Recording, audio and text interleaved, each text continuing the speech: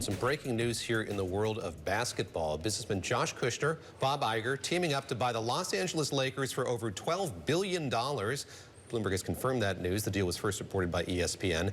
Joining us now is Randall Williams. He covers the business of sports, which increasingly means he covers Josh Kushner as well. And let me start there, if I could here, Randall. We were talking a few weeks ago about Josh Kushner's involvement in this potential deal involving FIFA. Now he emerges as central to this deal for the Lakers. Explain sort of his broader objectives here when it comes to investment in the world of sports.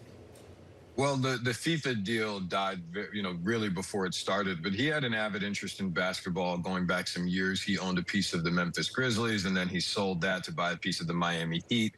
He had an interest in the NBA expansion team in Las Vegas, or the potential NBA expansion team in Las Vegas. But of course, if the Los Angeles Lakers go for sale, and then you add $2 billion onto the valuation that was reported in the transaction a couple of years ago, then Mark Walter is out and Joshua Kushner and Bob Iger are in.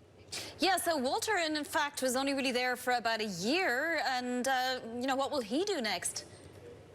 It remains to be seen. I mean, Walter himself is under a DOJ investigation. I believe he also has had a health issue as well.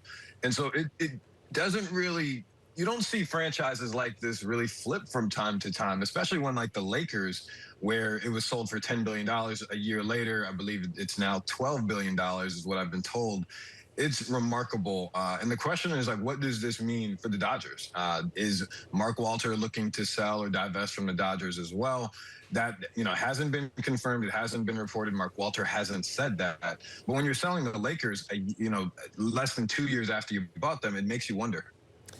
We were talking to you yesterday about this deal involving the Yankees and private equity, and Vonnie asked quite cheekily about what that meant for the Knicks. Let me restate that question to you today. I mean, you look at the size of this deal, $12 billion. What does it mean for ownership of other NBA teams? And yes, for the Knicks as well, if you think about maybe the Dolan family is looking at this deal coming out from across the country.